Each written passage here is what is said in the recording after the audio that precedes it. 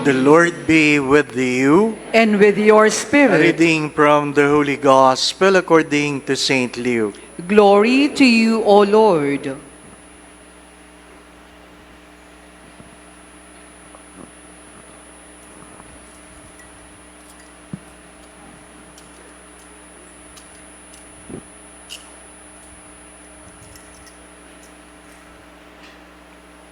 In those days, a decree went out from Caesar Augustus that the whole world should be enrolled.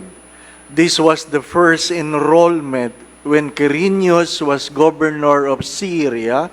So all went to be enrolled, each to his own town. And Joseph, too, went up from Galilee, from the town of Nazareth to Judea, to the city of David that is called Bethlehem, because he was of the house and family of David, to be enrolled with Mary, his betrothed, who was with child. While they were there, the time came for her to have her child, and she gave birth to her firstborn son.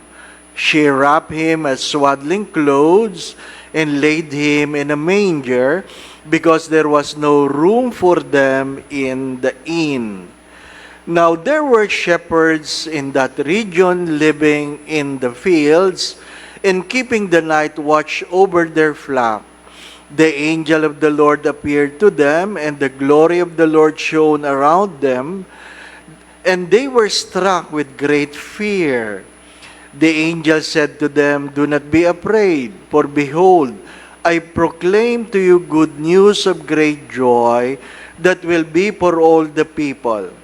For today in the city of David, a Savior has been born for you, who is Christ and Lord. And this will be a sign for you. You will find an infant wrapped in a swaddling clothes and lying in a manger." And suddenly there was a multitude of the heavenly hosts with the angel, praising God, saying, "Glory to God in the highest, and on earth peace to those on whom His favor rests."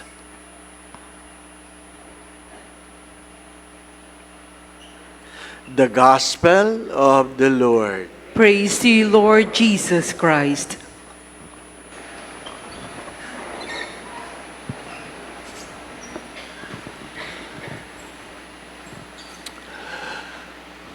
Every time we go on a pilgrimage, I would pray that there will be a good weather. Sabi, kung ikaw ay papipiliin, Father, ano gusto mo? May yelo o mainit? Sasabihin ko, may yelo. Ano po? Kung malamig o mainit, gusto ko malamig. Pero kung papipiliin ako ng malamig, mainit sa umuulan, pipiliin ko yung mainit. Ano pa? At sabi kanina, kailan ka nagsimulang ma-depress pag umuulan? At pinagnilayan ko, sabi ko nung ako'y nagtatrabaho, gusto ko umuulan. Gusto ko umuulan. Dahil I involved myself in farming. Nag-venture kami sa golden sweet corn. Magandang umuulan. Mabilis tumubo yung mais, ano po. Pero nung ako'y naging seminarista, doon ko lang naalala, doon nagsimula ng ayaw ko umuulan. Bakit? Nung first year ako, nakitira ako sa isang mahirap na parokya sa bagong baryo, dyan sa may Caloocan, kung saan ang aking tinitirhan, ang trabaho ay nangangalakal kami sa gabi at ang aming kinukuha, yung mga tira-tirang pagkain sa restaurant. Hinihiwalay namin yung pwede pang kainin at hindi na makakain. Yung hindi na makakain, lulutuin yon, gagawing kaning baboy. Yung merong matitira na pwede pa, yung merong kagat na konti, merong hindi na ubos, isi-separate namin yun, uhugasan, lulutuin at ang tawag doon ay Pagpag. Ano po? Pagpag. Ha? Kaya kong kainin yung pagpag. Ang hindi ko kaya, yung fried rice sa umaga. Ano po? Kasi parang hinugasan mo yun eh. Tapos kahit anong luto doon, hindi mo kaya. Ano po? Hindi mo kaya. At pag umuulan, nakasiksik lang kaming lahat sa ilalim ng masisilungan. Ano po? Nahirap matulog nung ikaw ay nababasa-basa. Ano po? Kaya ayaw ko nang umuulan. Tapos, naging pari ako.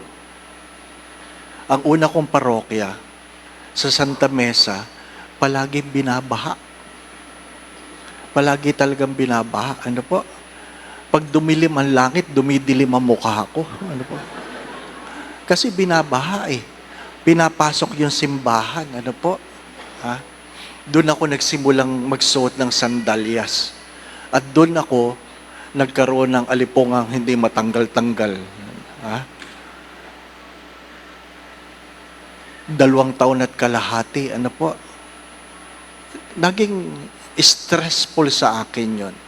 Tapos nalipat ako sa West Riverside, sa San Antonio de Padua. Doon hindi lang baha, nalulunod ka. Hanggang second floor ang baha eh, ano po? Sira talaga ang gamit, ano po? So, kaya pag umulan, depressed ako. Medyo. Ano po? So, habang kanina, medyo umaambon, sabi ko, naalala ko yung mga yon. Ano po? Naaalala mo. And I would like you to think of people this Christmas who have nothing. Who have nothing. Palagi ko po itong sinasabi. Sinasabi ito ni C.S. Lewis. If your neck is not broken, if your house is not burning, and you are not dying, you are not complaining about problems, you are simply complaining about inconvenience. Inconvenience. Ano po? Hindi problema. Mahirap lang. Ano po? Ano pong sabi nga ng isang manunulat, the most addicting situation that prevents people from growing is comfort. Comfort. Pag magaan ang buhay, nakakalimot tayo. Ano po? Nakakalimot tayo. Pag masagana, nakakalimot tayo. Nag-aaksaya tayo. Ano po? Nag-aaksaya tayo. At alam naman natin yun, pag yung iba sa atin, ano po, na sinasabihan tayo pag tayo kumakain, ubusin mo yan. Maraming nagugutom. Hindi po ba, ubusin mo yan. Busog ka na, pinapaubos. Kasalanan mo, mas marami kang kinain. Hindi po ba, At nangangatuwiran pa ako dati. Pag sinabing, ubusin mo yan, maraming nagugutom. Ano sabi ko sa nanay ko? Pag inubos ko ba yan, mabubusok ba sila? Ano pa? Meron ka eh. Ano sabi ni San Agustin? Try to live simply so that others can simply live. Try to live simply so that others can simply live. My dear friends, my brothers and sisters, Christmas is different from the Annunciation.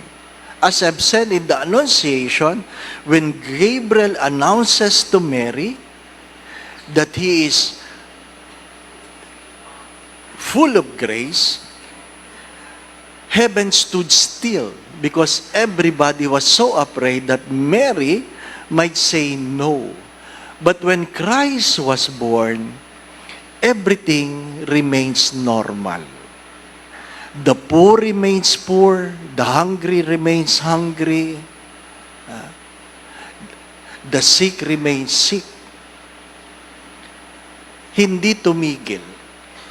Kaya nga nung ating Advent Recollection, pinaliwanag ko yung pinagkaiba ng Pinagkaiba ng perception sa perspective. Perception is how we see things based on our experience. Perspective is seeing the things we see according to the eyes of the other person. Anong halimbawa ko doon? Pag nilagyan ka ng number 6 sa harapan mo, 6 talaga ang tingin mo doon. Pero yung kaharap mo, ang tingin niya doon, 9. Di po ba? 6 ang number niyan. Ipagpapatayan mo yan, 6. Pero yung kausap mo, ang tingin niya, 9. Ano yung perspective? Pupunta ka sa kinatatayuan niya at itanong mo sa sarili, bakit pinagpipilitan niyang 9? At makikita mo na yung 6 na nakikita mo, ang tingin pala niya ay 9. Perspective is a validated perception. We can never be God. No one will be God. No one has experienced God. So our perception about God remain as human being. But God, from His point of view, became human. That's why He has a proper perspective. Hindi natin naintindihan kung ano laman ng isip ng Diyos. Pero naintindihan ng Diyos ang laman ng isip ng tao kasi ang Diyos ay nagkatawang tao. Pero ang tao hindi naging Diyos. Ang tingin lang natin sa lahat ng bagay ay bilang tao. Ngunit ang Diyos, kita niya ang mundo ayon sa kanyang pagka-Diyos, ngunit naranasan niya ang pagkatao dahil siya ay nagkatawang tao. Di po ba, no? Nagkukwentuhan kami kasi yung ating ninyo medyo luma na. Ano po? Sabi nung isa, Father, ang dungis ng ninyo. Ano po? Sabi ko, ganyan talaga. Pinanganak ka sa sabsaban eh. Talagang madungis ka, hindi po ba? Ano? Wala namang Salem bed noon, hindi po ba? Ano? Ay talagang madungis ka. Katabi mo yung mga hayop, hindi po ba? Ano? Dapat makita mo yun. Hindi binago ng Diyos. Walang kainan, walang Christmas light, di po ba? Walang Christmas song. We simply think of ourselves, but hopefully tonight, I invite you to think also of people who cannot go home and cannot celebrate Christmas. Why? Because they are on duty.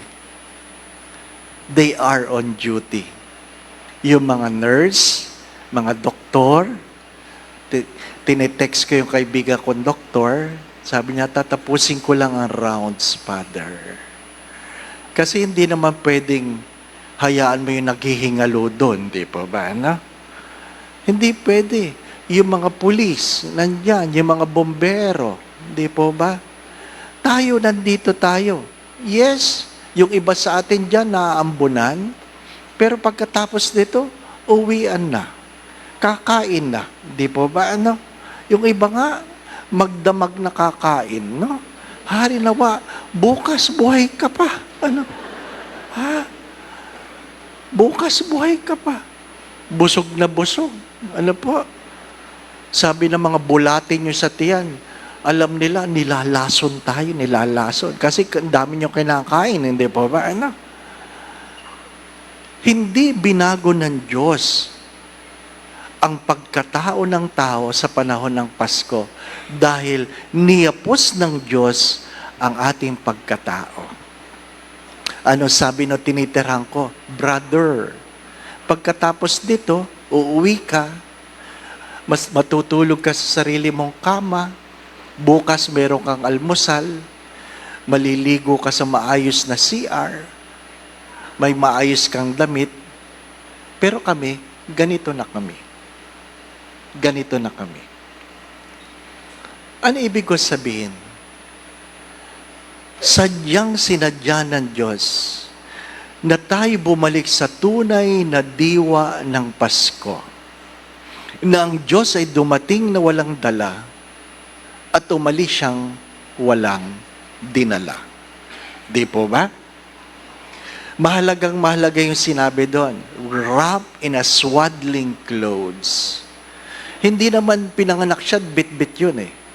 Nung ipinako siya, yung sariling nakabalot sa kanya, pinagsugalan pa. Ano pa? Ang tunay na kwento ay, ipinako ang Diyos ng hubot-hubad. Mahirap lang magdasal kung ganun, di po ba? No? Di ba? Mahirap magdasal, kaya na may tapis yan, di po ba? No? Kaya nga ang kwentuhan na kami nag-aaral, meron daw nanganak sa loob ng simbahan at naghahanap daw ng telang pangbalot yung babaeng nagpaanak at nakita daw yung tela na nakatapis sa crucifix, ano po? At tinitingnan daw niya kung pwede daw tanggalin, ano ba? Sabi daw ng Diyos, huwag mong gagawin yan, huwag mong Iba na lang. Di ba? Di po ba? Nakipamuhay. Anong katangi-tanging karanasan na ako'y na-stroke? Anong na-stroke? Di po ba? Kung saan 1:30 in the morning, ipapasok na ako sa ICU at sabi ng nagbabantay sa akin, Father, ililipat ka na sa ICU. Wala ka namang magagawa, paralyzed ka, hindi po ba? No? Kung ihulog man nila ako sa kama, wala akong magagawa, paralyzed ka eh. Pero sabi niya, pero Father, bago ka namin ilipat, magdadiaper tayo. Ano po? Magdadiaper. Hindi ko ma-imagine. Pikit akong ganyan, gusto kong imulat ang mata ko kasi gusto kong malaman sino yung mga tao sa emergency room, di po ba? Ano?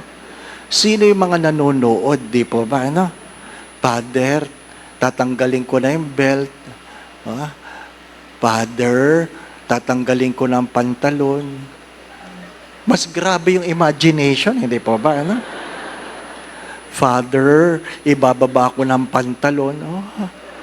Father, ibababa ko ng brief mo. Blow by blow. Bakit ibang pakiramdam ko? Ha? Pari ako eh. Ayun o ngayon, Father, kung pari ka. Gusto kong malaman kung sino mga tao doon. Ha? Kung sino nanonood. Ano yung nagmimisa ka, the Lord be with you. At isa doon, ay, nakita ko na yan. Di ba? Hindi nyo alam. Parang madali lang isipin. Pero naranasan nyo ng Diyos. Naranasan yun. Kaya nga mga minamahal na mga kapatid, when you eat tonight, please eat enough. When you eat tonight, please eat enough. Learn to think of other people. If you have something more tonight, thank the Lord. I urge the parents to teach their children to be grateful. Because lately, when children are given, ano sinasabi ng mga bata? Ito lang. Ito lang. Di po ba, ano? Simula nung 20 pesos ay naging coin. Alam niyo ang tao, pag binigyan mo ng coin kahit 20 pesos, ito lang. Di ba? 20 yan. Ano ka, excuse me. 20. Ha? Isa sa kinagagalit ko at ikinagalit ko talaga na sinumbong ko sa barangay na nandyan sa Buendia, merong kumatok, nagpapalimos, at naghahanda ako talaga ng pangbigay. Ang nakahanda sa akin is Skyflakes. Binigay ko yung Skyflakes. Binato sa akin ng Skyflakes. At sabi sa akin, anuin ko yan? Gusto ko pera. Oh, kawawa naman ako. Diba? My dear friends, my brothers and sisters, as I've said, for the past several days, we lost the essence of Christmas because we have made Christmas commercialized.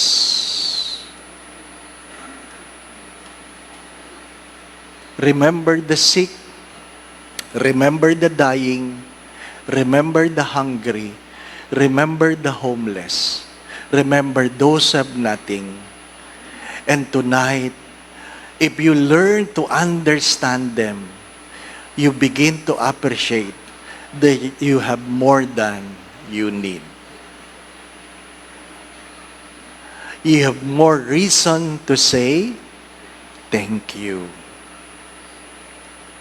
I think that is the essence. Let us go back to the essence of gratitude because the secret of a happy life is a grateful spirit.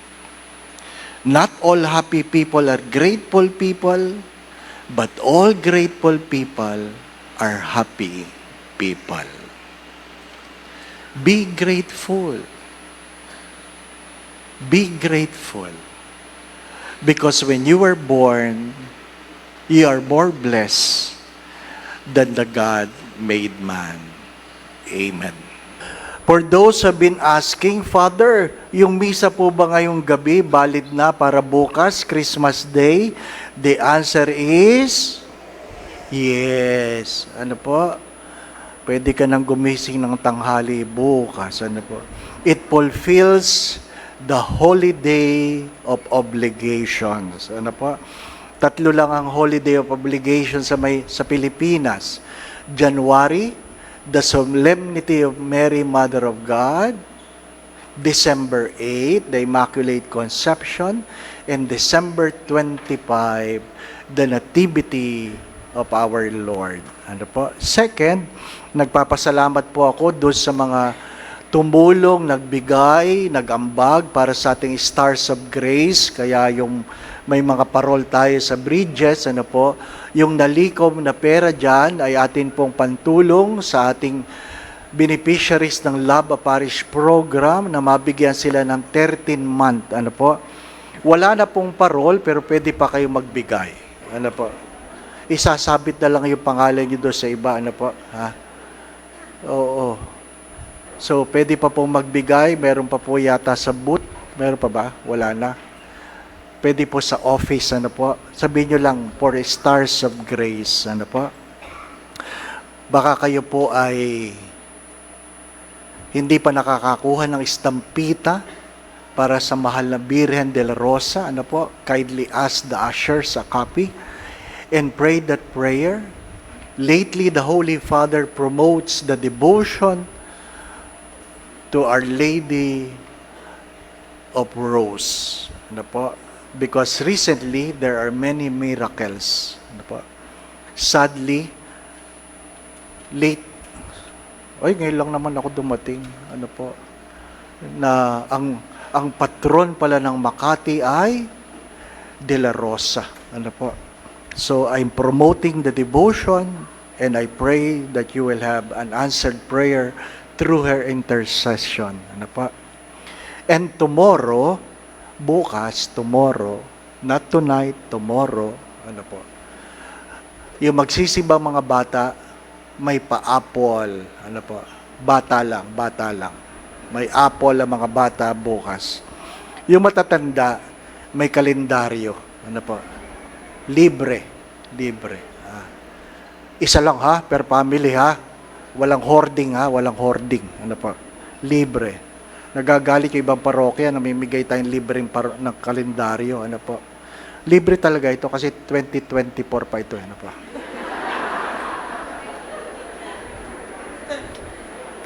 Hindi, 2025 na. Ano po? Bukas. Ba't hindi ngayon? Bukas nga eh. Bukas. Ano po? So bukas po, ano po? Pagsimba ninyo, o kahit hindi ka magsimba, sabihin mo lang nagsimba ko kagabi. Ano po? You can get a copy of our calendar 2025. Again, my brothers and sisters, going back to what I've said, keep this in mind that Christmas is never about food, never about Christmas carols, never about Christmas decors. It is about Christ embracing our humanity. If there is something I can leave behind, I hopefully have taught you how to ask God.